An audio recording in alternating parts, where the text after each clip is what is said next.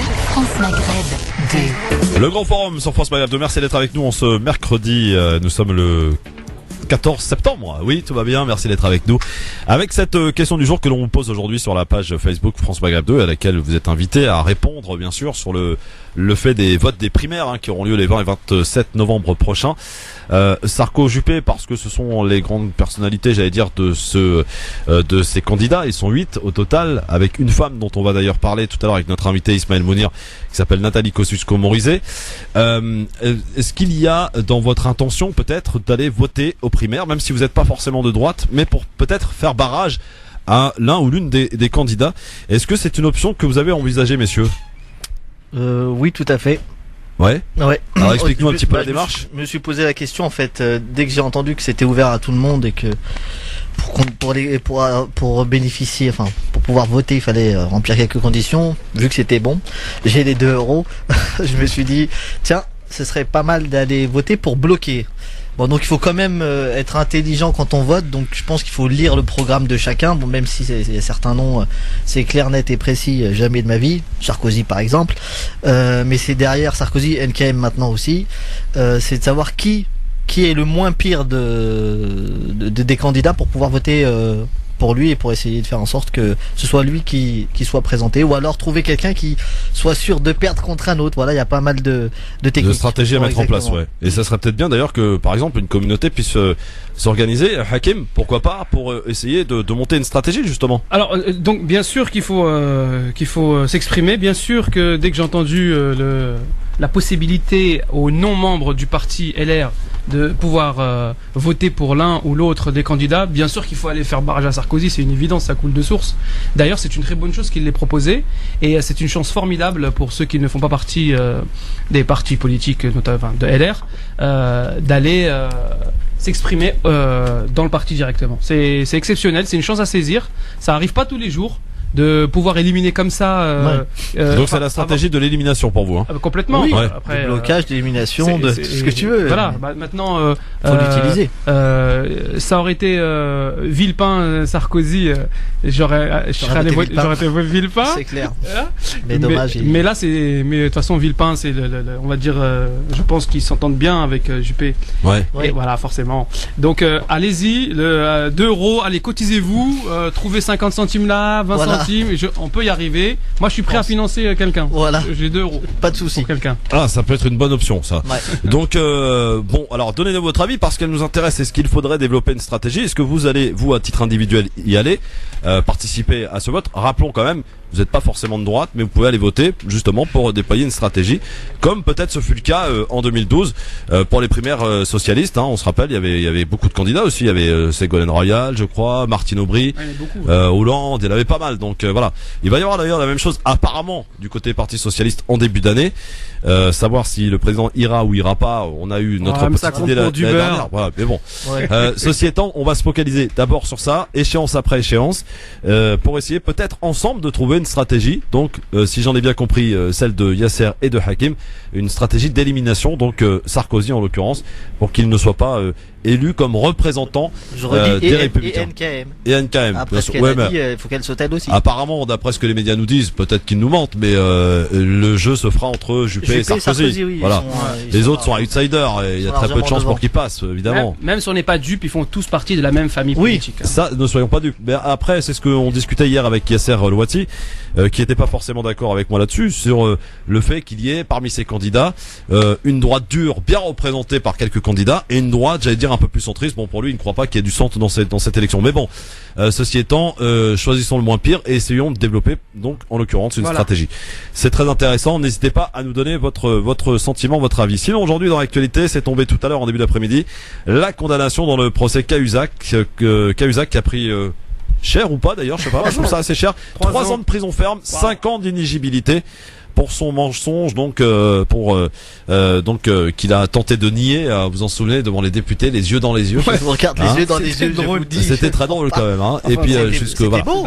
Grâce à Mediapart, hein, quand même que cette info a été révélée, enfin cette escroquerie en l'occurrence. Comme quoi. Hein, Mediapart quand même qui a su taper là où ça fait mal, et ça a coûté donc la carrière. Peut-être provisoirement, je ne sais pas, mais celle de Cahuzac. Qu'est-ce que vous en pensez de cette condamnation? Est-ce qu'elle est dure? Vous la trouvez comment? Bah, durement, il paye, c'est tout. Voilà. Il n'y a pas de problème. Hein. Il n'y a pas de souci, c'est pas. Il a joué, il a triché, il a perdu. Et de toute façon, il sera au rendez-vous peut-être dans 6 ans. On le disait tout à l'heure, Juppé a fait pareil. Hein. Vous croyez quoi? Il est là, il est en train de se présenter. Hein. Moi, c'est pas 100% pareil. Ouais, mais emploi fictif, je suis désolé. C'est pour moi, t'es condamné. Il a été éligible aussi. Et aujourd'hui, il est là. Ouais, mais il est là, il est gentil. Ouais, mais pour faire de la politique, t'as pas besoin d'avoir de casier judiciaire vierge. Il y a que ça.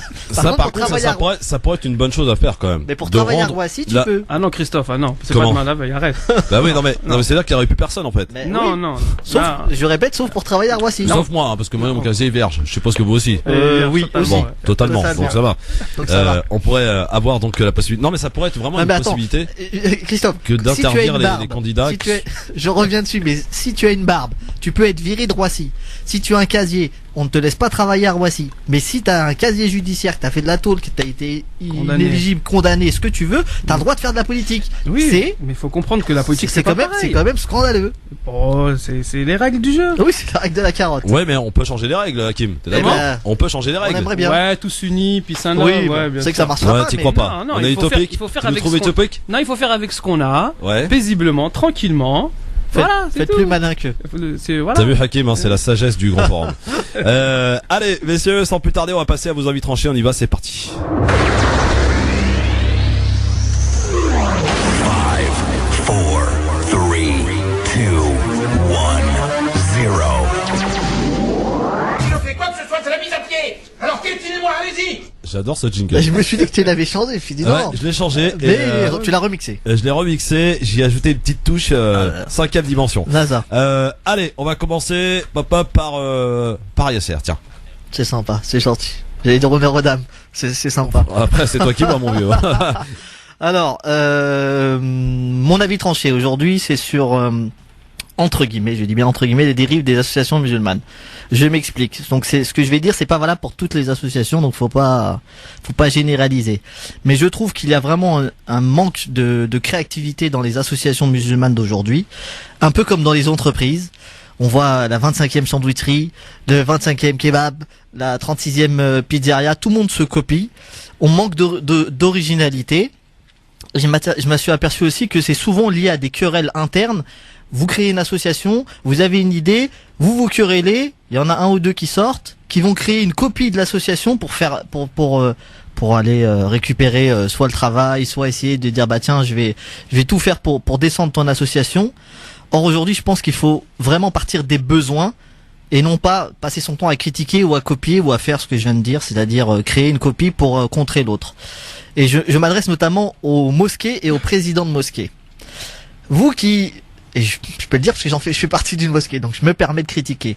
Vous qui récupérez l'argent des fidèles et qui voulez construire des mosquées à 5 millions d'euros, à 6 millions d'euros, à 7 millions d'euros, on se demande ce qu'on va faire, est-ce qu'on va aller à la NASA, est-ce qu'on va aller dans le ciel. Essayez de faire des mosquées simples, grandes, pratiques, où les conditions de sécurité sont respectées pour faire la prière, pour pouvoir encadrer vos jeunes, pour pouvoir leur enseigner le Coran, l'arabe, mais ne gaspillez pas l'argent pour faire le dernier minaret à la mode, le dernier lampion qui est beau, la petite tapisserie qui va bien, alors qu'il y a des dizaines d'associations qui ont vraiment un but honorable et qui sont en galère d'argent. J'en cite une, l'association Beitouna, qui est une association qui récupère les femmes qui se sont converties, qui ont été jetées par leur famille, ou les femmes qui sont seules, qui ont été jetées, qui ont été abandonnées, qui ont des enfants et qui n'ont pas d'argent aujourd'hui. Et lorsqu'elles demandent de l'argent, il y en a pas, parce qu'on se dit non, on va donner aux associations, on va donner à la mosquée, c'est mieux. Les 5, 6, 7 millions d'euros que vous faites en excédent, laissez 1 million pour les autres associations. Soyez plus intelligents, essayez justement de faire une collecte en prévenant les gens qui cotisent, parce que c'est important d'essayer d'aider les autres associations. L'autisme en France, il y a un gros problème. Il y a plus de 3000 familles qui sont en galère. Ça coûte à peu près 2000 euros par mois par enfant. Mettez-vous ça dans le crâne. 3000 euros, 3000 personnes multipliées par 2000 euros par mois. Regardez ce que doivent sortir les familles. Souvent, c'est des femmes seules qui élèvent leurs enfants. Aidez les associations, par exemple, qui soutiennent ces pathologies-là. Essayez d'être un petit peu différent et ne pensez pas qu'à vous, s'il vous plaît, lorsque vous créez une association, réfléchissez à où est le besoin et non pas je vais copier ce qui existe déjà. Merci. C'était l'avis tranché donc de Yasser. Malek, petite réaction, Hakim? Oui, alors quand tu dis qu'il n'y a pas assez d'innovation, il y a jamais assez d'innovation, de nouvelles choses qui sont faites. Il y en a. Il y en a. Maintenant, il y en a. Il y en a. Donc il n'y en a pas assez, mais il y en a. Il y a de très belles choses qui se font. Il y a des choses remarquables au niveau associatif. Et puis les associations d'obédience musulmane ou culturelle, c'est pas forcément que aller à la mosquée. T'as parlé de ta position en tant que membre d'une mosquée, mais bon, je pense membre d'une association qui gère voilà, une association culturelle. Là, je parlais plutôt du financement, enfin des fonds. Voilà, donc des fonds récoltés. Voilà, donc en fait, t'es passé de, donc voilà ce que je disais, c'est que l'innovation, ensuite à la question de l'argent, qui est un enjeu capital parce que c'est le nerf de la guerre. Alors et c'est peut-être un petit complément que tu peux apporter à ton avis. Je t'en prie. Merci.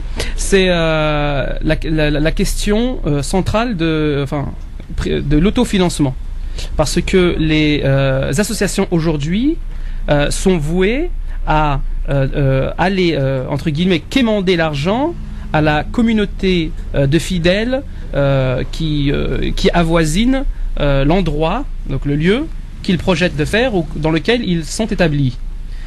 Or, généralement les gens à qui on demande l'argent, c'est pas tous des habitants de Neuilly-sur-Seine, ou c'est pas tous des cadres de la défense. Malheureusement. Et donc la plupart des salaires, ils sont vraisemblablement bas, relativement pas important, voilà. De bas à moyen, en règle générale. Et donc, c'est-à-dire, on demande de l'argent à quelqu'un qui n'en a pas beaucoup. Il va en donner, hein, parce qu'il y a ce qu'on appelle la baraka, la bénédiction. Hein. Voilà, oui. Là-dessus, on y croit, il n'y a pas de souci. La bénédiction, c'est-à-dire avec 1 euro, on peut faire de grandes choses, même si c'est qu'1 euro, mais parce qu'il y a une bénédiction dedans, on est d'accord là-dessus. Cependant, pour arriver à payer la facture de 1 million, 2 millions, 5 millions, il en faut beaucoup des 1 euro. Hein. Alors, on demande toujours l'argent et aux gens qui sont des salaires bas. Or, cet argent que l'on demande, on va l'utiliser, on va le dépenser, on va acheter du ciment, on va acheter des biens pour la construction, on va acheter du matériel, mais on va pas faire, enfin, ça, j'ai entendu dire que certaines mosquées pensent à l'autofinancement, ou bien ça se fait. Ça se fait déjà. Maintenant. Par exemple, ils font un commerce qui va générer un espèce de bénéfice pour éviter de demander aux fidèles. Mais c'est pas suffisant. Non, parce que clair. le jour où les associations pensent, c'est une innovation quelque part, tu vois, une innovation en termes de collecte d'argent. L'intelligence. Voilà. Le jour où ils vont penser à ne plus, à se détacher des demandes d'argent du donateur, ouais. Je pense qu'il y aura une nécessité, ça sera automatique, à innover. Oui. Parce que tu n'auras pas le choix. Je compte plus sur toi pour que tu me donnes 10 euros tous les mois parce que c'est ton prélèvement, mais je suis obligé de trouver un truc et de le faire tourner. Et donc espérons que ça arrive. Non mais ça arrive, il y a des endroits où ça marche. Je sais bien. Ça marche, mais ça fonctionne, mais c'est pas assez. Et c'est très important. S'il y a des gens qui sont dans des associations musulmanes qui nous entendent, vraiment penser à l'autofinancement. Il y a à l'autofinancement, innover en termes d'argent. En termes d'argent, de récolte d'argent. Et je rajouterais vraiment innover en termes de réponse à des besoins. Parce que copier une 25e association alors qu'il y a déjà, ça sert à... Ça n'a pas grand chose, pas grande utilité, oui, exactement. Effectivement. Alors, bah écoutez, avis tranché de Yasser enregistré, noté et j'allais dire complété avec l'aide de Hakim. Justement, Hakim, c'est à ton tour. Toi, tu souhaites nous parler aujourd'hui dans ton avis tranché du vote. La semaine dernière, j'ai parlé de l'urgence absolue à aller s'inscrire sur les cartes, sur les listes électorales pour demander sa carte d'électeur, pour avoir cette capacité à s'exprimer dans les urnes. Et bien cette semaine, aujourd'hui, je voulais parler de la même chose parce que c'est notre actualité, parce que c'est essentiel pour la vie sociale et politique et les rendez-vous qui nous attendent là maintenant. Et on est quoi ? On est le 14 septembre, novembre, octobre, décembre. Après c'est fini, on pourra plus demander pour la carte d'électeur pour participer aux prochaines échéances électorales, notamment les présidentielles, les législatives. Et puis il y en a d'autres aussi. Et donc Christophe, tu m'avais dit oui, mais il y en a qui disent c'est haram. Ah, tu m'as interrogé, je suis allé faire des petites, j'ai fouillé un petit peu par-ci par-là, et donc oui, effectivement, il y a plusieurs avis là-dessus. Donc il y a ceux qui sont formellement contre, d'avis de savants. Il y a ceux qui disent ah non, au contraire, c'est important, il faut absolument participer parce que c'est une nécessité sociale. Voilà. Et il y a ceux qui disent on participe mais à certaines conditions. D'accord. Donc, alors maintenant, face à ces différents avis, donc les auditeurs qui nous écoutent, le musulman, qu'est-ce qu'il fait face à ça, hein? Alors, il y a une chose que moi j'ai retenue, si je peux apporter ma petite pierre à la réflexion, c'est que c'est un avis donc de savants qui disent qu'il faut participer, d'accord? C'est que la politique dont il est question, c'est la gestion d'un pays, c'est-à-dire le pouvoir. Donc le grand mot, le pouvoir.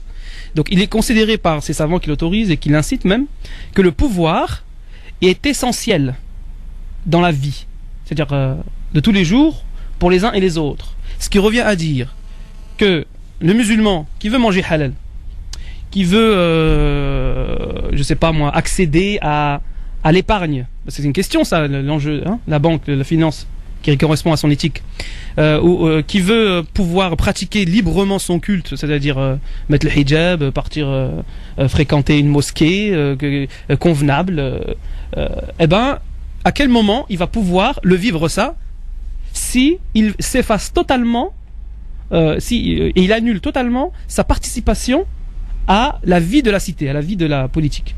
Donc là-dessus, en fait, les savants qui incitent, qui autorisent et qui encouragent à la participation, ils mettent en avant et ils soulignent que c'est une question de vie. En fait, c'est une question vitale de participer à entre guillemets au pouvoir. C'est pas le pouvoir à tout prix, non, ce n'est pas cela.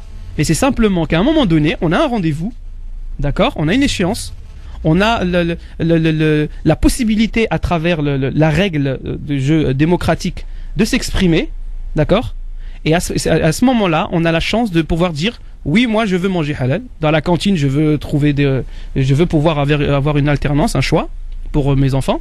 Oui, je souhaite exercer, porter le hijab, c'est-à-dire librement, voilà. Oui, je souhaite trouver des vêtements, une manière de consommer, ou encore aller parler avec ma banque et pour lui dire voilà, moi mon éthique refuse l'intérêt usuaire. Donc, alors à quel autre moment que une participation aux élections et dans les urnes, c'est-à-dire, et ça nécessite forcément d'avoir sa carte d'électeur. Voilà. Donc c'était mon avis là-dessus. Et pour le renforcer encore, je dirais que si je prends un petit exemple d'une expérience au niveau d'une mairie, c'est des élections municipales. On s'y était intéressé avec des frères d'une mosquée d'ailleurs, hein. En fait, on peut accéder à la liste des personnes inscrites sur les listes électorales. Donc, et ce qui est intéressant, c'est que on peut même étudier la liste et par rapport aux noms et prénoms, on sait qui est qui, en fait, plus ou moins. C'est-à-dire l'opinion, on va dire philosophique ou de telle ou telle personne portant tel ou tel nom. Et c'est de là, j'imagine, hein, c'est quelque part dans mon imaginaire, que le candidat politique il va se dire bah tiens, mon programme je vais le faire en fonction du nombre le plus important de personnes qui figurent sur cette liste. Voilà, j'ai fini. L'avis tranché de Hakim. Yasser, t'as peut-être un petit complément? Non, enfin moi je suis d'accord, hein, de toute façon je dirais même qu'il y a des savants qui disent que si tu votes pas c'est haram, pour aller même encore plus loin dans ton sens. Bon, il y a d'autres savants qui disent le contraire. Oui, bien sûr, non, ce que je veux dire c'est qu'il y a aussi ça. Oui, il y en a qui te disent c'est haram de pas aller voter parce que justement tu seras questionné devant Allah subhanahu wa ta'ala. C'est une question de responsabilité. Exactement. En fait. Donc moi je suis tout à fait d'accord, il faut voter pour ça. Et pour donc faire entendre sa voix, donc d'aller avant le 31 décembre. Donc écoutez Hakim, c'est une nécessité et je confirme de toute façon ce qu'il a dit, parce qu'il dit peut-être il y a des gens qui regardent les listes, mais non, ils regardent les listes et ils savent exactement combien il y a de noms d'arabes, pour vous dire des choses clairement. Ça c'est clair. Et musulmans et étrangers mais voilà, mais ils le regardent et s'ils voient qu'il n'y a pas beaucoup de gens, eh ben ils ont tout de suite compris. Des gens issus de la diversité. Voilà, faut pas rêver, vous n'allez pas avoir des lois qui vous protègent. Donc souvent, c'est ce qu'on dit, il y a souvent, ouais mais attendez, avec le nombre important des musulmans par rapport à d'autres communautés qui sont moins importants, comment ça se fait qu'on nous... Parce qu'on est toujours derrière. Parce qu'on vote pas. Mais parce qu'on n'est pas là. C'est tout, on n'est pas là. On est là juste pour pleurer. Voilà. Ça, c'est mon avis, bon, comme d'habitude. Eh bien, merci beaucoup, messieurs, pour nous avoir livré vos avis tranchés. Dans un instant, on va accueillir notre invité qui va pas tarder d'arriver, monsieur Ismaël Mounir, avec qui on va parler de NKM. Vous savez, c'est la seule candidate qui fait partie. Ah non, NKM. Non, NKM, politique. J'ai ça encore fait NTM, excusez-moi. Longjumeau, il connaît bien Ismaël Mounir, on va en parler puisqu'il la connaît, NKM. On va en parler parce qu'on a quand même des petites questions concernant son retournement. On l'avait pourtant interrogé, je l'avais trouvé d'ailleurs plutôt sympathique lorsqu'elle se présentait à la mairie de Paris.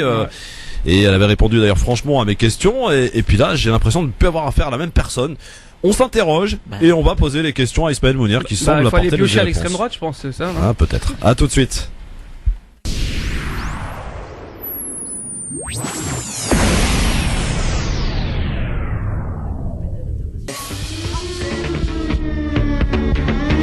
La voix de la liberté, celle qui s'exprime, les voix en l'occurrence, puisque Hakim Rahal qui est avec nous ainsi que Yasser Balek aujourd'hui pour parler d'actualité. Alors je tiens à faire une petite rectification, je me suis un peu emballé tout à l'heure à propos de l'affaire Cahuzac et je remercie d'ailleurs Tarek de m'avoir rappelé à l'ordre sur le coup parce que je parlais de condamnation alors qu'il ne s'agit pas d'une condamnation, c'est la demande du procureur qui a demandé à ce que Cahuzac prenne 3 ans ferme et sa femme 2 ans et 5 ans d'éligibilité.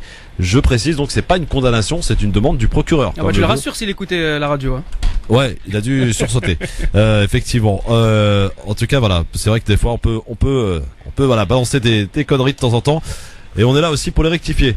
Hein, contrairement à d'autres médias qui nous balancent des conneries mais qui rectifient jamais. Oui, c'est vrai. Voilà. Ouais, c'est tout à ton honneur. Ouais. Ah bah c'est pas un honneur, c'est de la normale, c'est normal. Bravo. Comme disent Obed, normal.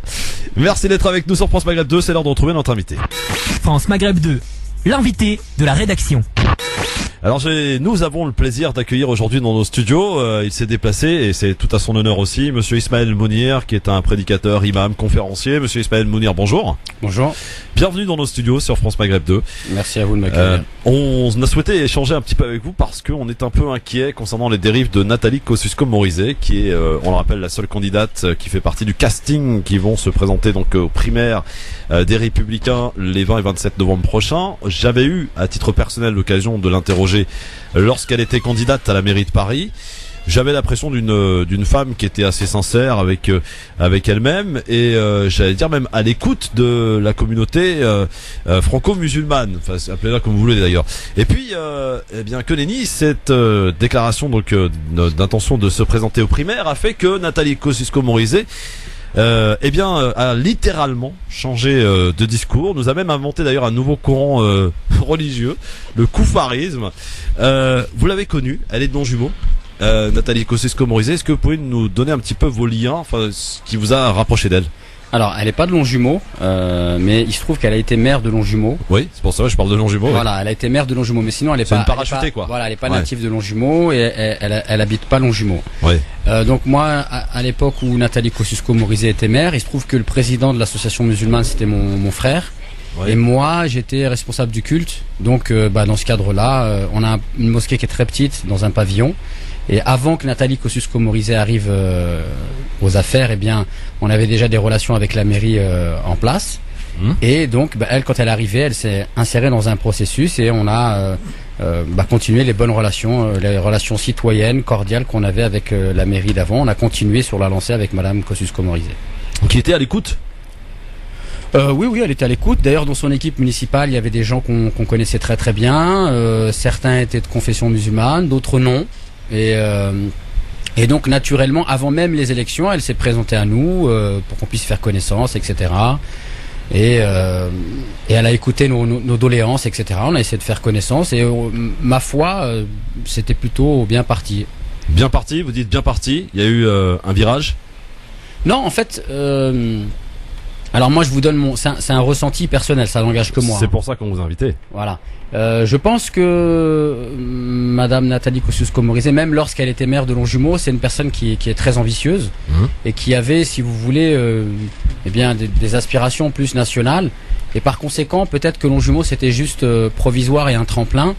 Et donc, je pense que dans sa manière de gérer la ville de Longjumeau, notamment par rapport à la communauté musulmane, elle avait très peur que une chose qu'elle puisse faire au niveau local puisse être après avoir des répercussions. Voilà, au niveau national. Donc, avec nous, par exemple, elle avait des positions de principe où elle voulait bien nous aider, mais il fallait pas que trop ça se sache, etc., que ce soit un peu caché, etc. Et puis, dans son discours aussi, moi, ce qui m'avait beaucoup marqué, c'est que le maire d'avant, c'était une personne qui au début voulait pas nous recevoir, et à force de courrier, etc., on a réussi à entamer un vrai dialogue, et je pense qu'on a réussi sincèrement à le faire évoluer. Ah bon? Or, Madame Nathalie Kosciusko-Morizet, on était dans la même démarche. On s'est dit c'est l'occasion aussi de rencontrer des responsables politiques de premier plan et de discuter avec eux et de leur montrer que en fait les musulmans de France, ça peut être tout à fait des musulmans très attachés à leur religion, mais aussi des Français à part entière et très attachés à la fois à la France, à la culture française. Donc on voulait nous sortir d'un discours porteur d'une vision dichotomique où il y aurait des Français de confession musulmane d'un côté et des Français qui seraient pas de confession musulmane d'un autre côté. Et on voulait être, nous, si vous voulez, incarner une vision un peu plus harmonieuse de la société française. Moi, personnellement, j'ai été très frustré sur ce cadre-là, puisque Madame Nathalie Kosciusko-Morizet, dans les échanges qu'on avait avec elle, elle était vraiment très orientée vers des questions électoralistes. Elle nous parlait de son électorat. Elle est beaucoup dans l'anecdote. Elle nous disait beaucoup, oui, mais quand il y a les prières le vendredi, on m'a dit que un tel a fait que, etc. Et donc, c'est très compliqué, si vous voulez, de discuter avec une personne et d'avoir un point de vue extrêmement large, extrêmement profond, d'avoir une vision à long terme, dénuée si vous voulez, de considérations électorales, de sondages, etc. Et d'un autre côté, d'avoir à vous, en face de vous, une personne qui normalement devrait, elle, incarner la cohésion nationale. Et finalement, on s'aperçoit que dans sa carte mentale, et en vérité, c'est autre chose qu'il y a derrière. Les valeurs, les principes, c'est secondaire. C'est d'abord des questions électorales, de communication, d'image. Et d'ailleurs, je pense qu'on peut le voir à l'heure actuelle. Elle incarne pour moi la politique 2.0, la politique people, les mesures cosmétiques et j'en passe. Donc, si je vous comprends bien, Ismaël Mounir, c'est que le virage qu'on semble découvrir aujourd'hui, celui de Nathalie Kosciusko-Morizet, ne vous étonne pas. Alors, son virage par rapport à quoi? Par rapport à la communauté musulmane, par rapport à la communauté musulmane, par rapport à un discours qui se veut plus un discours qui se rapproche de Sarkozy que de Juppé, par exemple, si on prend un exemple. Moi, je pense qu'on a un grand problème en France à l'heure actuelle. Je pense que c'est peut-être lié au niveau moyen de communication, etc. C'est qu'en fait, on lit pas les gens. Donc on se base sur des déclarations comme ça, toutes faites. Il y a un article, il y a un titre qui ressort. On appelle ça des punchlines. De ça. Ouais. Voilà. Et en fait, si vous voulez, on peut pas avoir une opinion sérieuse d'une personne et comprendre sa pensée uniquement à travers une émission de radio où il va y avoir 4 invités, ça va être entrecoupé de pages de publicité, etc. Il faut lire les personnes. Et notamment, les écrits restent, vous avez raison. Voilà. Et les donc, paroles par exemple, s'envolent. Nathalie Kosciusko-Morizet a écrit un livre. Je crois qu'il est sorti au mois de février. Qui est censé incarner un peu le projet qu'elle porte pour la France pour 2017. Et dans ce livre-là, il y a un passage sur l'islam que moi je trouve vraiment indigeste. Et à mon sens, ça incarne vraiment le décalage entre ce qu'elle essaye de montrer comme image et ce qu'elle est réellement. C'est-à-dire une personne qui connaît pas la communauté musulmane de France, qui a à mon avis, beaucoup de préjugés et d'a priori, et qui en fait construit par rapport à si vous voulez, à la gestion de l'islam de France, plutôt en fait, on va dire des mesures qui vont bien passer d'un point de vue Et donc, je pense que elle, effectivement, elle est plus au centre elle penche plus du centre que de l'extrême droite, et donc elle se dit qu'elle a un coup à jouer sur le plan électoraliste par rapport à l'électorat du centre et même des musulmans. Et d'un autre côté, il lui faut un marqueur de droite, et effectivement aujourd'hui, eh bien, être dur vis-à-vis de l'islam en général, etc. Eh bien, ça peut lui permettre d'avoir, si vous voulez, un marqueur de droite. Donc on le voit très bien. D'un côté, elle présente des mesures pour faire émerger un islam de France, donc ça lui donne une posture plutôt, on va dire, viable vis-à-vis de la communauté musulmane de France, mais des mesures dont on pourra en parler qui sont très discutables, comme la taxe halal, etc. Et puis d'un autre côté, elle veut incarner quelque chose de dur, et donc elle propose d'interdire donc le koufarisme, le salafisme. Vous connaissez le koufarisme, vous qui êtes un conférencier, un imam, un prédicateur? Je l'ai découvert avec donc d'ailleurs je remercie les conseillers en communication de Nathalie Kosciusko. Ah oui, ils sont très mauvais sur le coup. D'enrichir comme ça notre culture religieuse. Notre vocabulaire qui est déjà bien enrichi avec des mots. Avec un néologisme vraiment. On l'a inventé là. Ah oui. La sémantique en l'occurrence n'est plus très important dans ce pays. En tout cas, dans la bouche des politiques et des journalistes. Yasser et Hakim, si vous souhaitez interroger évidemment Ismaël Mounir sur ce sujet ou sur d'autres évidemment, profitons de sa présence, j'allais dire, et de son expérience. Vu qu'elle n'est pas son premier coup de communication, parce que j'ai cru comprendre, en 2011, ça parlait d'Achille Parmentier. Là, et après ça a été les enfants qui arrivaient en retard à l'école parce que ah oui, on se souvient de cet épisode, c'est vrai. Elle n'est pas son premier épisode, Christophe. Oui, c'est vrai. Non, les mais enfants qui arrivent en retard à l'école parce que les parents les forcent à faire la prière du matin. Et là maintenant, elle parle de couffarisme. Donc, ce que je me dis, toi qui l'as connu en fait, plus ou moins, hein. Est-ce qu'il y a et elle pour exemple, mais de manière étendue à l'ensemble on va dire des personnes de la classe politique qui s'intéressent à l'islam, on va dire ça comme ça. Mais est-ce qu'il y a un espoir en fait de leur parler, de leur faire comprendre que vous délirez? Est-ce qu'il y a un espoir de créer du dialogue malgré ces délires? Parce que c'est du délire.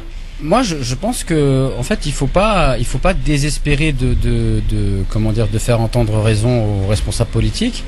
Seulement, en fait, pour leur faire entendre raison, il faut que la conscience politique de la masse, elle monte. C'est-à-dire qu'on a quelque part, on a les politiques qu'on mérite, d'accord ? Voilà. Là, par exemple, nous, effectivement, eh bien, moi, ce dont je me réjouis, c'est que suite à ça, la communauté musulmane de Longjumeau qui a été sous le choc, il y a eu plusieurs courriers qui ont été faits. Il y a eu même un courrier qui a été publié dans le Nouvel Observateur, mais en fait c'est si vous voulez des gens qui contribuent sur un site internet, etc.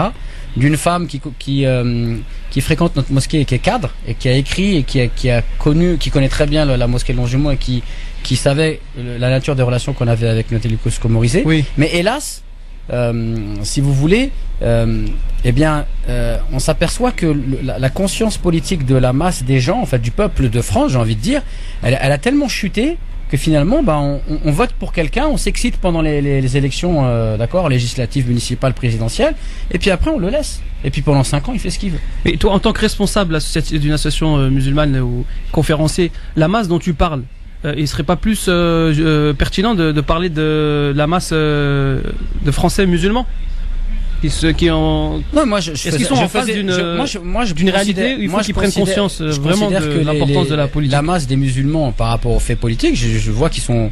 Je fais pas de différence avec si tu veux, les Français qui seraient pas de confession musulmane. Oui, c'est-à-dire qu'il y a un désintéressement par rapport aux affaires, aux questions politiques. Il y a, si tu veux, un abaissement mais qui est hallucinant du niveau du discours politique, d'accord? Oui. On joue sur les émotions, sur les sensations, on fait des effets d'annonce, etc. Mais c'est les musulmans qu'on pointe du doigt. D'accord, mais je te dis, les politiciens de manière générale, par exemple, quand c'est des élections, la manière dont on traite la question économique, par exemple, mais je veux dire, il suffit d'avoir un minimum de culture économique pour savoir qu'on nous raconte n'importe quoi. On te parle de la France comme si on était dans une économie fermée alors qu'on est dans une économie ouverte, etc. Donc si tu veux, à partir du moment où on est dans une société qui est dans le tout pour le divertissement, la futilité, la superficialité, qu'on abaisse le niveau de culture, qu'on abaisse le niveau de vocabulaire, etc. Quelque part, on laisse, si tu veux, le champ à des gens qui vont venir, qui sont instruits, qui maîtrisent la communication et qui vont nous endormir avec des discours, etc. simplistes. Et cette affaire de NKM, c'est pas une occasion pour vous en tant que, enfin vous, toi et les confrères conférenciers de sensibiliser les Français, les musulmans français qui sont habilités à avoir la carte d'électeur, Christophe, j'en reparle. Oui. C'est pas une occasion d'en parler, de les inciter, de leur dire réveillez-vous, avant le 31 décembre, il faut aller prendre sa carte pour participer et s'exprimer. Mais j'ai même envie de te dire que moi, en tant que citoyen français, j'ai même envie de me servir de cette histoire pour inviter tous les Français à s'intéresser à la question politique, à demander des comptes à leur politique et à prendre une carte d'électeur. Pas simplement parce que même par exemple dans la ville là, t'as des Français qui sont pas de confession musulmane et que si demain on construit une mosquée, ils sont impactés. Donc quelque part ils sont aussi concernés par la manière dont la maire elle gère la ville. Comment à un moment donné, on nous prête des gymnases pour la fête de l'Aïd, on fait un certain nombre de choses et après on va dire dans les plateaux de télévision qu'en fait c'est une mosquée dangereuse, c'est du salafisme, c'est le terreau du terrorisme. Je veux dire on est dans un jeu extrêmement malsain. Et le but du jeu, moi si je suis français, certes je suis musulman, je suis français, ce que je veux c'est le bien de mon pays. Et pour moi, le bien de mon pays, c'est qu'on puisse vivre dans la liberté, l'égalité, la fraternité, la prospérité, et pas qu'on nous oppose les uns aux autres en jouant sur les peurs, en exacerbant les tensions communautaires, etc., etc. Yasser? Moi j'avais une question plutôt qui concerne donc les autres associations musulmanes. Je reste sur mon sujet, mais puisque j'ai reçu moi un courrier, enfin des courriers concernant ce qui s'est passé à Longjumeau, notamment une vidéo à transmettre, à partager avec le plus grand nombre. Est-ce que vous ne pensez pas qu'il peut y avoir un risque si, entre guillemets, on vous soutient trop, sachant que derrière, eux, ils sont vraiment bien armés, et que nous, aujourd'hui, on est plutôt désunis, pas armés, justement, face à de tels propos. Par exemple, notamment au niveau des mosquées, vis-à-vis de leur mairie respective. C'est-à-dire, ce serait quoi le risque concrètement? Par exemple, que quelqu'un s'affiche publiquement en vous soutenant, et que derrière, il se fasse laminer, tout simplement. Un politique? Un politique, oui, par exemple. Par exemple, oui. Par exemple, c'était... Après, est-ce qu'on vous a soutenu déjà? Alors, par exemple, il y a un conseiller municipal qui est à l'heure actuelle conseiller municipal, qui l'était également sous Nathalie Kosciusko-Morizet, d'accord, qui était dans l'équipe municipale de Nathalie Kosciusko-Morizet. Aujourd'hui, il est adjoint au maire, il s'occupe de la voirie, donc c'est pas rien quoi, et qui a pris parti ouvertement. Il a signé son nom, il a même fait un communiqué sur Facebook, et d'ailleurs on le reprend dans la vidéo qu'on a demandé de faire tourner. Après, si tu veux, il y a aussi une question de valeur, une question de vérité, etc. Il y a des gens, et Dieu merci ça existe encore, français ou pas français, de confession musulmane ou pas, qui ont des principes, et à un moment quand ils savent que on ment et qu'on salit votre honneur, ils sont prêts à prendre votre défense, même si ça peut leur coûter un certain nombre de choses. Donc d'un autre côté, est-ce que aussi aujourd'hui on n'a pas justement une crise en termes de valeur, et que pour toujours défendre son confort, on n'ose plus dire les choses, etc. Est-ce que justement c'est pas une des raisons qui fait que le monde va mal aujourd'hui, et que justement on devrait revenir à des choses simples? La vérité elle se dit, et même si ça fait pas plaisir parfois, il faut dire les choses. Ismaël Mounir qui est avec nous en direct sur France Maghreb 2, je profite de votre présence pour vous poser une vraie question que j'ai posée à pas mal de conférenciers ou d'imams ou de prédicateurs. J'avoue que je reste un peu sur ma faim concernant la réponse. Aujourd'hui on dit quoi? Daesh c'est l'islam pour certains. Il y en a qui vont vous dire, monsieur Ismaël Mounir, que effectivement Daesh c'est une partie de l'islam se référant à des hadiths qui ne sont pas forcément révélés. N'est-il pas le moment, le temps de vous, imams, prédicateurs, conférenciers, savants, de faire un peu le ménage sur ce qui est révélé ou pas, de porter la vraie et bonne parole, parce qu'aujourd'hui on constate malheureusement que beaucoup de gens, et là je vais même pas parler des autres, je parle uniquement des musulmans, parlent du Coran sans jamais l'avoir ouvert. C'est un problème, et combien même on parle du Coran, on n'est pas forcément habilité pour comprendre ce qu'il y a dedans, pour comprendre et analyser, j'allais dire, les différents versets, et de pouvoir les expliquer, les répéter. Vous connaissez les dégâts du téléphone arabe. Pardon de ma longue question, non, mais... je vous en prie. Donc ce serait quoi votre question? Est-ce que ce serait pas temps de faire le ménage, c'est ça, etc. Entre autres, oui. Alors, dans votre question, il y a d'abord, est-ce que Daesh c'est l'islam pour vous? Est-ce que Daesh se réfère à une partie, même si c'est des hadiths non révélés, mais est-ce qu'elle se réfère à une partie de l'islam qui existe bel et bien?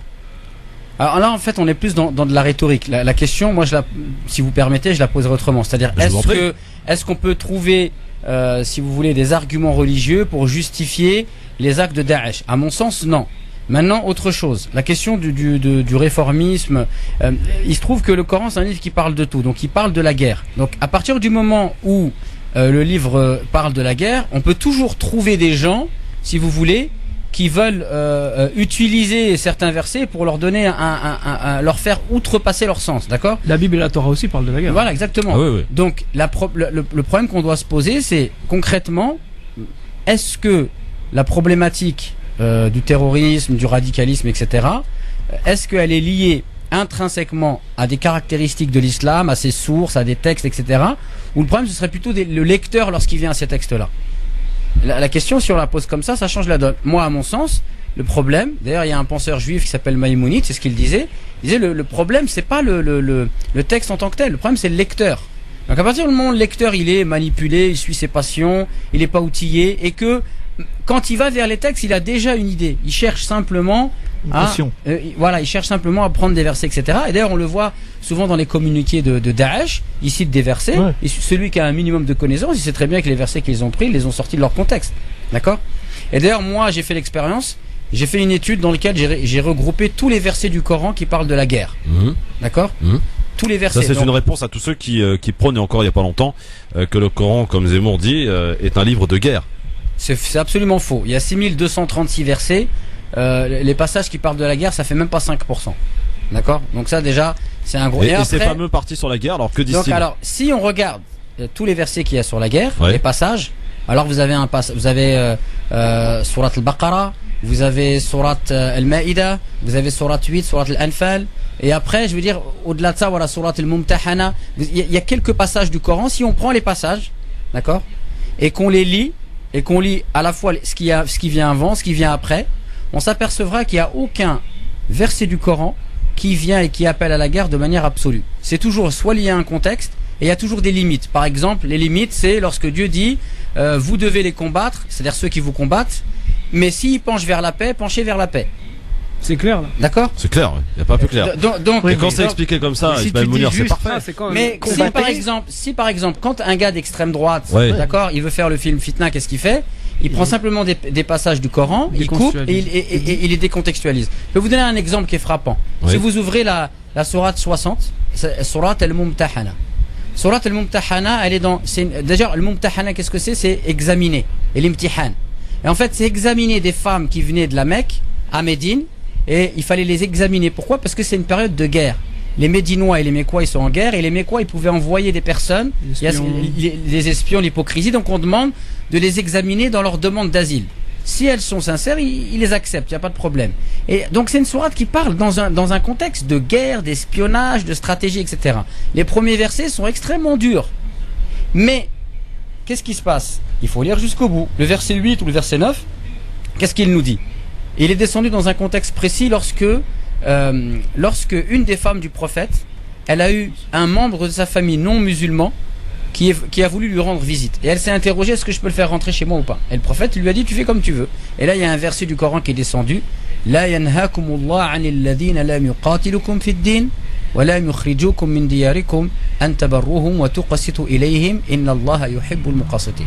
Allah ne vous défend pas envers un peuple qui ne vous a pas combattu pour votre religion et qui ne vous a pas expulsé de vos demeures. An tabarruhum. Tabarruhum, c'est que vous soyez bienfaisant, c'est le même terme qu'on emploie en arabe, al-bir, al-walidain, pour les parents. Donc c'est extrêmement fort. Et que vous soyez équitable, car Allah certainement aime les gens équitables. Donc dans un contexte de guerre, encore clair là. Dans un contexte de guerre, lorsque les musulmans ils sont en guerre et lorsque des versets sont venus demander aux musulmans de faire face à des gens qui voulaient les attaquer, eh bien regardez la juste mesure. Ah, attention, tout le monde n'est pas à prendre dans le même sac. Et ceux qui vous font pas la guerre, ceux qui cherchent pas à vous nuire, eh bien etc. Alors qu'est-ce que demande l'islam? Eh bien la bienfaisance et l'équité. La grande miséricorde. Ismaël Mounir est avec nous. Est-ce que vous pouvez nous accorder encore 2 petites minutes parce que c'est très intéressant et là on est en train finalement de répondre à des questions qu'on se pose, que les auditeurs auditrices je pense se posent aussi. On est en train de vouloir que les musulmans se justifient par rapport aux pratiques de Daesh. On ne se justifie pas, on apporte des réponses claires ici sur France Maghreb 2. Donc éventuellement je laisse le temps de la publicité à tous les bien-pensants et à tous les journalistes de cette belle France, de ce beau pays, pour qu'ils aient enfin des réponses à leurs questions et qu'ils nous arrêtent surtout de raconter du grand n'importe quoi et d'inviter sur leur plateau et peut-être aussi d'avoir de quoi argumenter face à des interlocuteurs qui viendraient raconter des inepties en permanence donc à la radio, à la télé, dans les journaux. Donc peut-être l'occasion nous est donnée. Ismaël Mounir, est-ce que vous voulez bien vous sacrifier 10 minutes encore? Inch'Allah. Très bien. Eh bien, vous restez là avec nous. On se retrouve juste après la pub pour la suite de notre entretien. On n'en oublie pas évidemment les coups de cœur de eh bien Monsieur Hakim et Yasser. Puis on va parler un peu d'actu aussi, hein, parce que il y a l'actu qui presse, qui est là. Je rappelle donc à propos de l'affaire Cahuzac tout à l'heure, le procureur a demandé 3 ans de prison ferme pour Cahuzac, 2 ans pour sa femme et 5 ans d'inéligibilité. La condamnation n'est pas encore tombée. Suspense, exactement. Yes, Comme le suspense de retrouver Ismaël Mounir dans un instant, mais j'ai encore quelques questions. Je suppose que vous aussi, à tout de suite.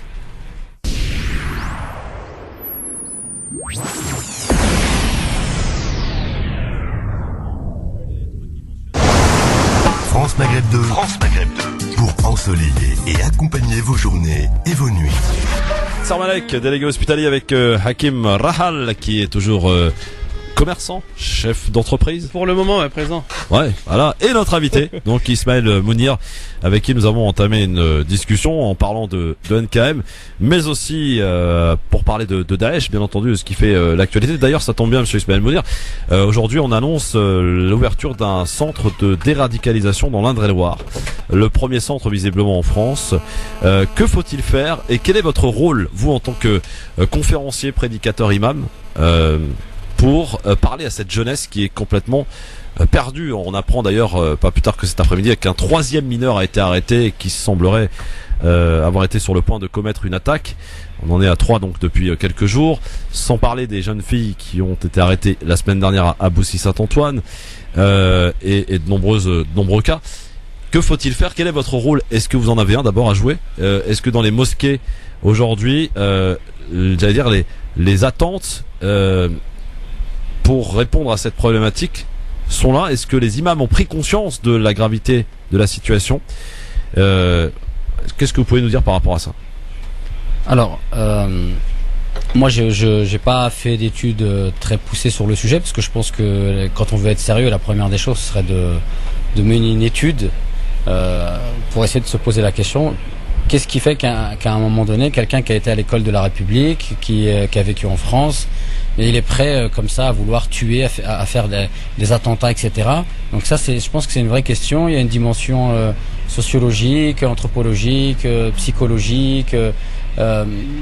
Et ça, moi, j'ai pas, si vous voulez, tous les outils. Par contre, j'essaye de lire un certain nombre de personnes qui travaillent sur le sujet. Donc, par exemple, Dounia Bouzar ou François Burga, etc. Dounia Bouzar qui est alors là vraiment la détestée dans la communauté. Hein.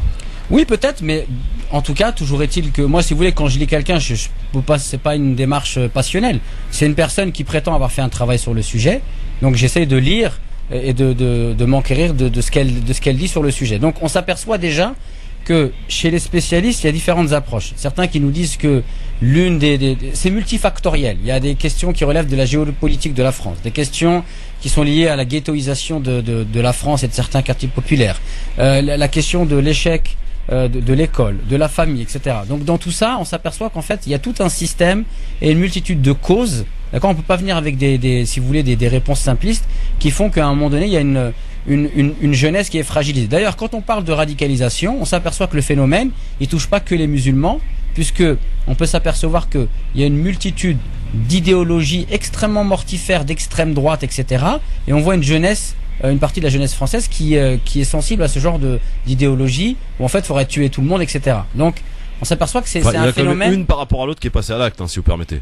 Oui, bien sûr, mais toujours est-il qu'on s'aperçoit que le phénomène, quand on parle de radicalisation, on parle pas forcément de meurtre. C'est une idée radicale, etc. C'est être en rupture totale avec la société, jeter l'anathème sur tout le monde, etc.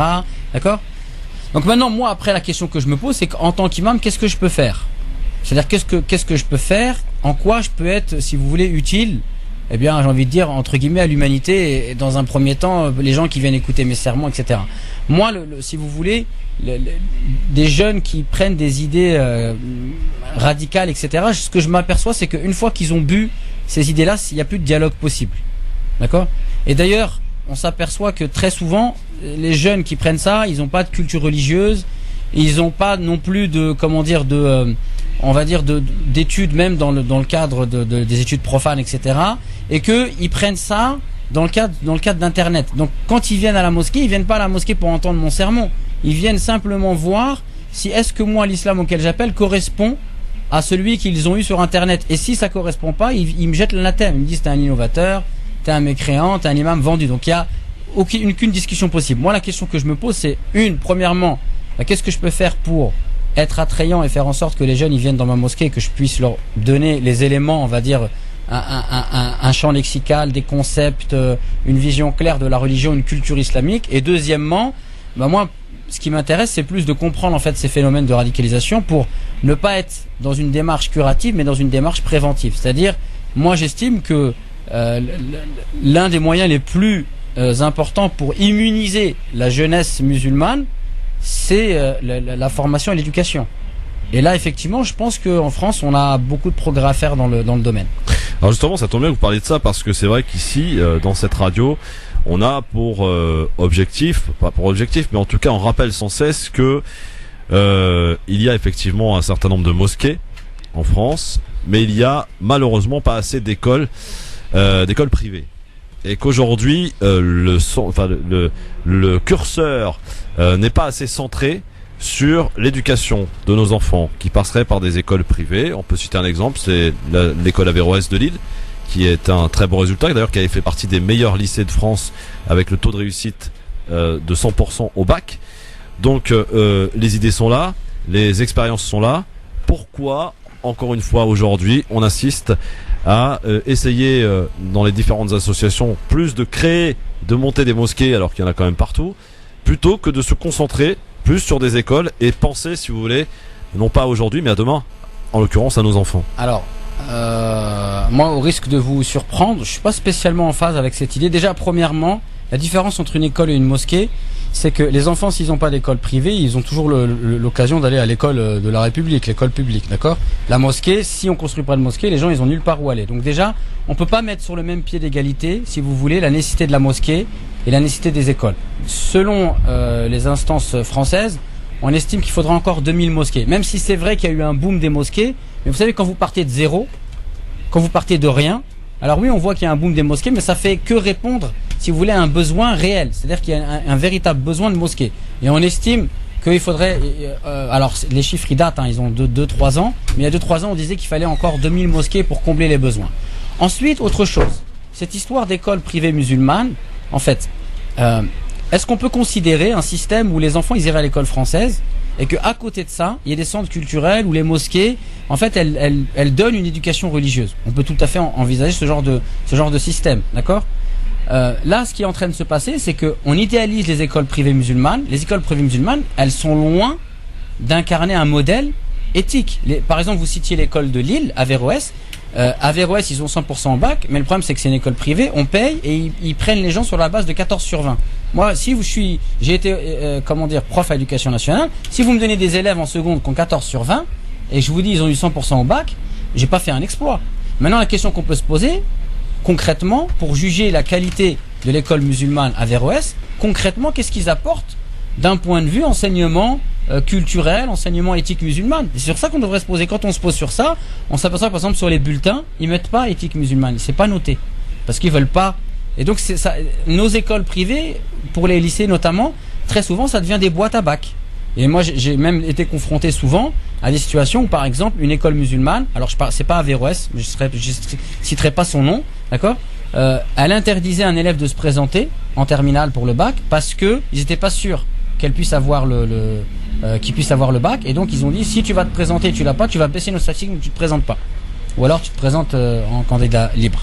Donc vous voyez ce que je veux dire. Donc il y a beaucoup de questions qui sont en périphérie, l'islam de France, etc. Le problème, c'est qu'en fait toutes ces questions-là, c'est des questions sérieuses qui demandent réellement d'être, si vous voulez, avisées, de pas venir avec une approche partisane et d'essayer de regarder ce qui est le mieux pour la communauté musulmane. Alors qu'est-ce qui est mieux aujourd'hui selon vous? C'est de continuer à construire des mosquées? Non, c'est pas ça. Déjà, la première chose, c'est qu'il faut déjà se poser la question des écoles. C'est-à-dire dans quelle mesure il faut une école musulmane. Est-ce que le fait de dire il faut des écoles musulmanes, est-ce que ça répond à tout le monde? Aujourd'hui, les écoles musulmanes, elles se dirigent vers des systèmes qui sont élitistes. Ça coûte cher, c'est des boîtes à bac. Est-ce que ça correspond à la réalité sociologique de la masse des musulmans? C'est un début, Ismaël, ça s'appelle un début, ça. D'accord, mais manifestement, non. Donc ça veut dire que si on veut focaliser tout l'argent de la communauté pour des projets en fait qui va correspondre uniquement à une élite, quelque part on est en train de se fourvoyer. D'accord? Et qu'est-ce qu'on va faire de la majeure partie des jeunes musulmans qui vont continuer à aller à l'école publique? Est-ce qu'on peut pas trouver un système intermédiaire, c'est-à-dire de dire, bah oui, ceux qui veulent des écoles musulmanes, bah ils en trouveront, mais c'est pas tout le monde qui voudront des écoles, qui pourront mettre leurs enfants dans les écoles musulmanes. Qu'est-ce qu'on leur propose? Est-ce qu'on peut pas proposer, en dehors des écoles, de l'école de la République, eh bien des endroits où les enfants, eh bien ils peuvent faire du sport et si vous voulez, ingurgiter ou apprendre des éléments de leur culture musulmane qui va leur permettre d'être bien dans leur culture musulmane et en même temps d'être bien en France. Mais c'est pas forcément, je comprends, si je puis me permettre, c'est pas forcément le projet de l'éducation nationale. Et c'est bien pour ça qu'il y a des écoles privées catholiques et des écoles privées juives. Quand tu adresses en fait ce que tu dis, tu émets une critique constructive. sur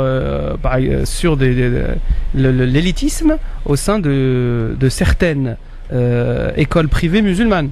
Mais moi je le prends de manière totalement décomplexée. C'est qu'un début. C'est un développement normal de la communauté musulmane en France. Ils ont besoin de vivre parce que l'école, c'est pour un enfant, il va passer 8 heures par jour et donc il va en apprendre des choses. Il suffit pas d'aller faire après les 8 heures par jour 1 heure ou 2 heures par semaine dans une association culturelle musulmane pour un petit peu apprendre et apprendre certains réflexes. Non mais je suis d'accord. Voilà. Mais regarde, il y a une différence. Il y a une différence entre le fait de dire que c'est un processus évolutif, c'est un début, etc. Bien sûr. Et le slogan qui est répété par beaucoup de monde de dire les mosquées c'est plus la peine, maintenant c'est les écoles. Non, ça c'est des extrêmes après, comme propos. Voilà. Et après déjà, moi j'estime qu'on n'a pas à opposer les écoles et les mosquées. Je pense que c'est simplement le besoin et la demande. Il y a des besoins, donc les gens réagissent, etc. Et maintenant par rapport aux écoles. La première chose, c'est quel type d'école musulmane on veut faire, d'accord? Mais même dans l'école musulmane, il y a plusieurs visions, d'accord? Bien sûr, comme dans tout. Et après, il y a aussi une question qu'il faut se poser. Les enfants qui vont dans les écoles musulmanes, qu'est-ce que ça donne comme résultat? Ben moi, je peux t'en parler. Et par exemple, beaucoup, quand ils vont dans les écoles musulmanes, qu'est-ce qu'ils te disent? Après, quand on va à la fac, on est perdu. Mais on est grave perdu.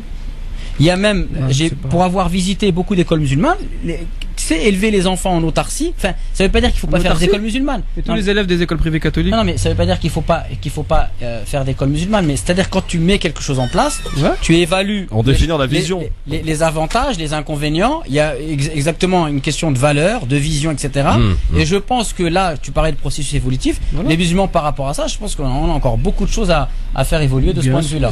Monsieur Ismaël Mounir, merci en tout cas. Votre réflexion, je dois le dire, est très intéressante parce que moi je vous rejoins assez, même si je suis partagé finalement concernant les priorités de cette communauté, mais sur le fait que vous êtes un défenseur de l'école de la République.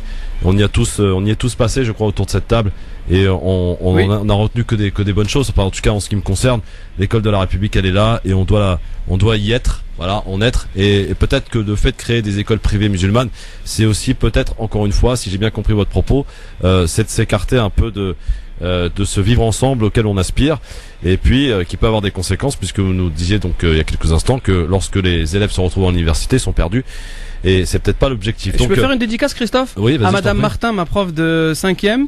Spéciale dédicace, Madame Martin, vous vouliez m'orienter en filière technique, je suis resté dans le général, j'ai eu tableau d'honneur au collège. Merci en tout cas, monsieur Ismaël Mounir, d'être venu apporter des réflexions et surtout d'avoir parlé de NKM qu'on va continuer à surveiller. Mais bon, si j'en ai bien compris, si on en a bien compris vos propos, vous n'êtes vraiment pas du tout étonné. À très vite en tout cas, monsieur Ismaël Mounir, merci d'avoir répondu à nos questions. Alors bien sûr, on est super en retard, mais c'est pas grave, écoutez, c'est pour la bonne cause. Aujourd'hui nous avions Ismaël Mounir qui a bien voulu nous accorder un petit peu de temps pour répondre à quelques questions aujourd'hui. Donc on va directement passer au coup de cœur. France Maghreb 2, le coup de cœur. Le coup de cœur de Yasser Malek et de Hakim Rahal. On va commencer, alors tout à l'heure on a commencé par Yasser, je crois. Oui, c'est ça, donc on va commencer par notre ami Hakim. Voilà. Oui, coup de cœur au lendemain des élections présidentielles 2012. Donc sur le plateau de On n'est pas couché, il y a Richard Boringer face à Henri Guénaud, qui lui donne un petit peu sa vision sur un résumé sur 30 ans de politique, et qui émet à la fin de son intervention qu'on va écouter un petit avis intéressant. Puisqu'on parlait de l'état dramatique de notre société, de la France, des 8 millions de personnes qui vivent avec moins de 1000 euros par mois, des 5 millions de chômeurs, parce qu'on est bien à ce chiffre-là, quand même, tout ça, c'est pas la faute d'Hollande, quand même, ok, donc il faudrait bien remettre ça aussi. Il a repris le bébé, je dis pas que je sois toujours content, mais enfin, quand même, c'est pas quand même lui qui a fait tout ça. Et d'une. Deuxièmement... C'est Sarkozy qui a fait la crise financière. Non, c'est même pas lui. Voilà. C'est même pas, c'est depuis 30 ans. Oui, depuis 30 ans, il y a rien eu de fait, il n'y a pas eu de vision, il n'y a pas eu de point de vue, on n'a rien jeté dans l'avenir, rien du tout. 30 ans de politique. Droite et gauche comprise. Gauche et droite. Eh bien, je suis d'accord avec vous. Deuxièmement, je pense que, je crois, visitant beaucoup la France, étant dans beaucoup de villes, dans beaucoup de régions, martyrisées par le non-emploi, le chômage, la déficience des services sociaux, le rejet de la société, parce que c'est quand même ça. Et Paris reste encore la Babylone magnifique qui se prend pour la France. Paris n'est pas la France. Ça, c'est certainement, c'est la chose la plus fausse qui puisse exister. On est d'accord. Mais c'est pas en dehors de la France. Mais je trouve que, en ces temps troublés, tellement troublants, que les politiques, qu'ils soient de gauche, qu'ils soient de droite, ne se taisent pas enfin pour être dans la même flamme, dans le même univers, puisque on me parle de république, de républicain et tout. Mon cœur bat quand j'entends ça. Mais pourquoi il n'y a pas de république? Pourquoi il n'y a pas de républicain? Parce qu'on n'est pas républicain quand on se sépare comme ça, quand on balance les anathèmes, et à gauche, et à droite, et machin, et quand le peuple, qui est dans la merde, qui est en bas et tout, reçoit tout comme ça, en se disant putain, mais je trouve ça quand même très indécent de la part de la classe politique. D'ailleurs, je pense que, je vais dire une chose qui va peut-être vous faire bondir, mais moi je pense que... avoir entendu M. Plenel, rien ne me fait bondir. Je pense que le politique, qu'il soit femme ou homme, pour moi en tous les cas, et pour l'instant, peut-être que demain j'aurai changé d'avis, mais pour l'instant je suis très ferme dans ma tête. Il ne sert plus à rien. C'est un prestataire de service. Eh bien, ça ne devrait pas. Oui, mais c'est un prestataire. La preuve, c'est que ces putains de dettes là, qui emmerdent tout le monde, qui mettent les peuples à plat, qui les mettent à genoux, et ainsi de suite, on n'arrive pas à les éliminer. Moi, républicain, payant mes impôts et ainsi de suite, je voudrais que toutes les dettes de ces pays soient annulées. Et je peux vous dire que là, le problème du chômage, le problème des constructions, le problème de l'avenir pour nos enfants et ainsi de suite, il aurait une grande chance d'éclater et de vraiment de revenir vers la vie. Tant qu'il y aura ces histoires de dettes qui mettent à plat les peuples. Donc, comme vous les politiques, vous n'arrivez pas à les faire éliminer, ces putains de dettes. Parce que la banque, elle est plus forte que vous. C'est elle qui vous imprime la destinée de notre peuple. Et non pas vous. Voilà. C'est pas une agressivité. Voilà, Richard Bohringer, mon cher Hakim, ça fait du bien. Ah, ça fait du bien, on respire. Bon, la semaine dernière c'était Villepin, là c'est Bohringer face à Henri Guénaud. Et donc on comprend bien que au-delà des questions, bon, ce qu'on a évoqué tout à l'heure, Nathalie, NKM c'est plus simple, sur l'islam, les musulmans, faut revoir le Coran, faut qu'ils se désolidarisent de l'islam, tout ça. Les vrais problèmes, ils sont là, on les a entendus dans cet extrait. Et oui, par Richard Bohringer, effectivement. Yasser, toi c'est plutôt musical, hein, le coup de cœur aujourd'hui. Pour une fois, ouais. On va changer un petit peu. Alors moi, j'ai pensé à un morceau d'un artiste qui s'appelle All Green. Donc là, un album date de 1972. Oula. Eh oui, back in the days, comme on dit. Moi, je suis un ancien. Je préfère ce genre de musique. Et comme à chaque fois que j'écoute la radio, ouais, comme j'entends à chaque fois des musiques qui me font mal à la tête sur la radio, j'ai voulu faire écouter. Voilà, ouais. Love and Happiness. Et en ce moment, je pense qu'on en a un peu besoin. On écoute un petit extrait. Merci beaucoup Yasser, en tout cas, pour nous avoir fait replonger un peu dans notre jeunesse. Quoique, pour être très honnête, en 72, je n'étais pas né. Donc, moi non plus, mais back in the days quand même. Ça s'appelle Oldies. T'as eu raison de le dire. Que toi non plus, parce que voilà, je suis malheureusement le plus vieux de cette équipe. Tu vois. Voilà. Ça bon, pas, Sophia, ça va? T'es soulagée par cette musique? Ça te fait du bien? Oui. Ouais. Mais je suis une pro old school, moi, c'est connu. Barry White, Ray Charles. Très bien. Keltoum. Alors, on va faire un petit point sur la question du jour, la question que l'on a posée sur la page Facebook France Maghreb 2, à savoir donc par rapport à ces primaires qui auront lieu, je rappelle, le 20 et 27 novembre prochain. Sarko ou Juppé ou Sarko ou les autres d'ailleurs. Mais est-ce qu'il y a dans cette volonté du vote de pouvoir, on a répondu à cette question tout à l'heure avec Hakim et Yasser, peut-être d'aller voter à ces primaires pour éliminer un candidat ou un autre. On vous demandait un peu quelle est votre stratégie. Alors est-ce qu'on a répondu à la question? On a répondu, on a fait du hors ligne aujourd'hui, hors texte. Un peu des deux. Ah, très bien. Evelyne qui nous dit: l'émission ne laisse aucune place aux auditeurs. C'est juste une succession d'égos surdimensionnés.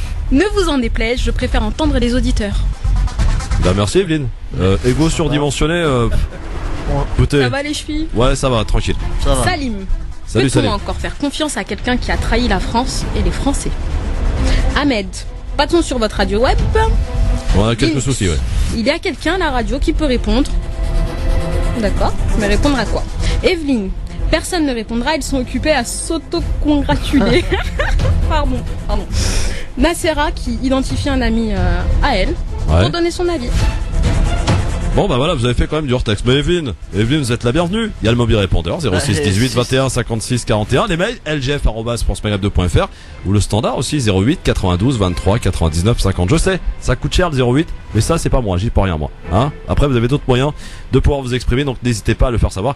Et voyez que nous on ne cache aucun commentaire puisque on les lit en direct des commentaires Facebook. C'est pour ça l'utilité aussi de répondre si possible à la question que l'on vous pose. Allez, dans un instant, le moment que j'aime bien dans cette émission, c'est le j'aime ou j'aime pas. On va encore congratuler, c'est ça qu'elle a dit. C'est ça. Les égos surdimensionnés vont être de la partie. Yasser. Un peu spécifié qui a un ego. Bah, je sais pas, moi, elle l'a pas dit, donc voilà. Elle nous vise tous, là, en l'occurrence, c'est un collectif qui est visé, c'est, voilà. Je me sens pas concernée. Si, tu devrais. Sophia, Hakim et Yasser pour le j'aime ou j'aime pas à suivre sur France Maghreb 2.